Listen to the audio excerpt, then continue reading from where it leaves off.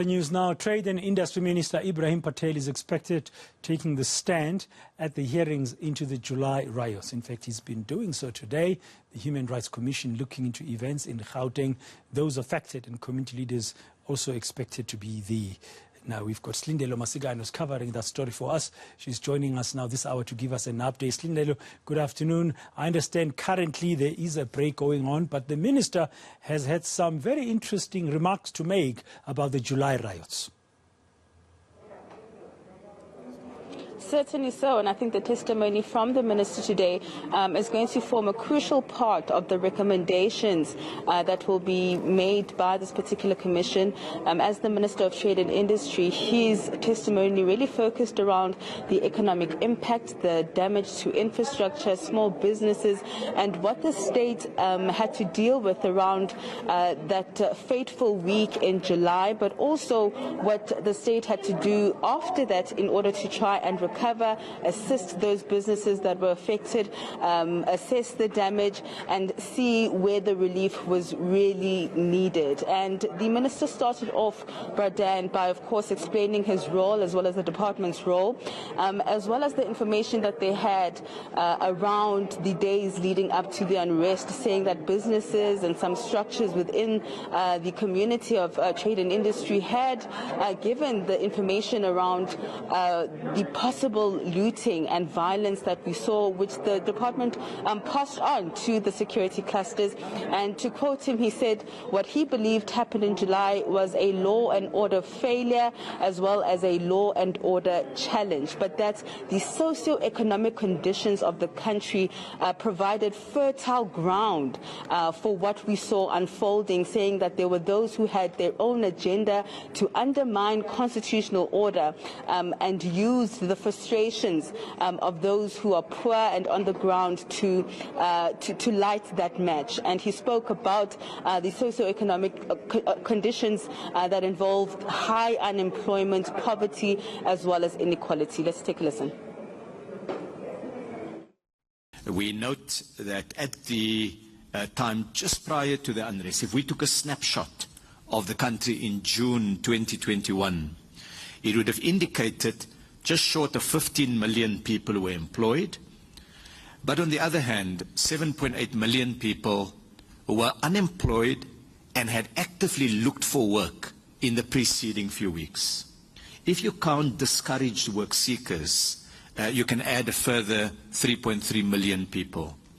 Our unemployment rate, the official unemployment rate of 34.5%, is very, very high.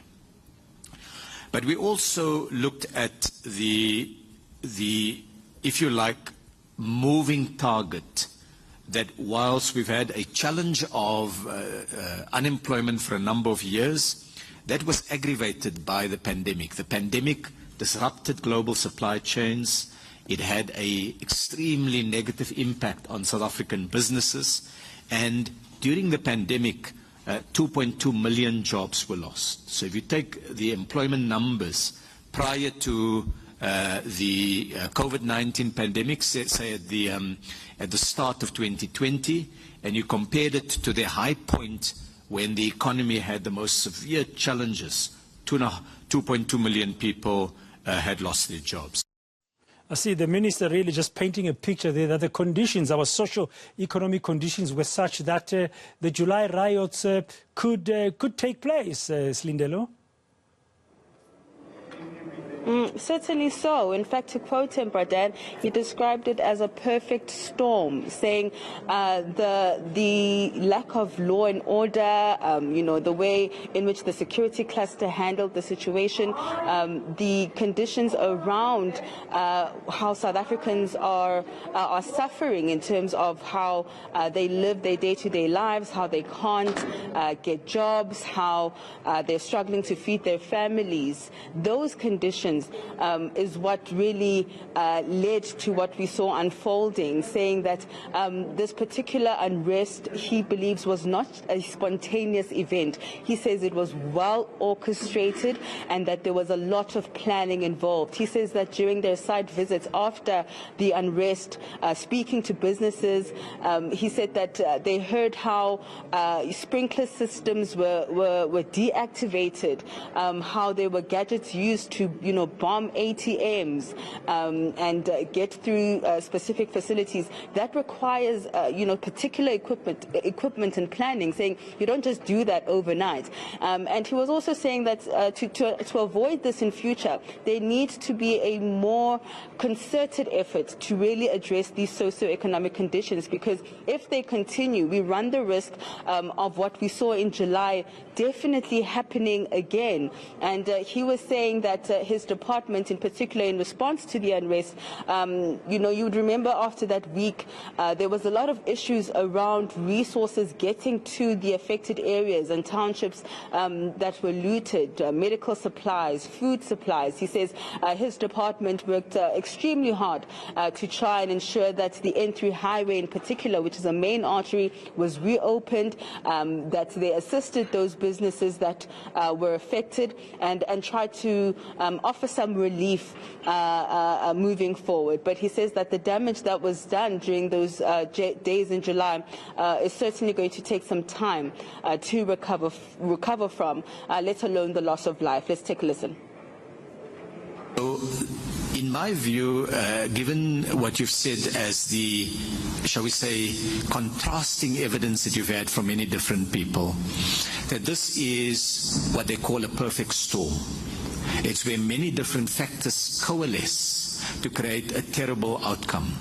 You have high levels of poverty and unemployment on the one hand. You have people with a grievance, and I'm sure the security cluster would have given the Commission more information on that.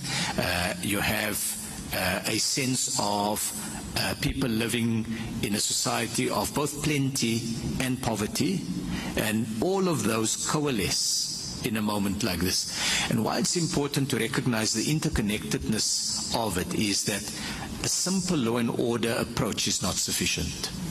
And at the same time, we mustn't let off the hook those who planned, who coordinated, and who damaged the businesses, the opportunities of workers to earn a living.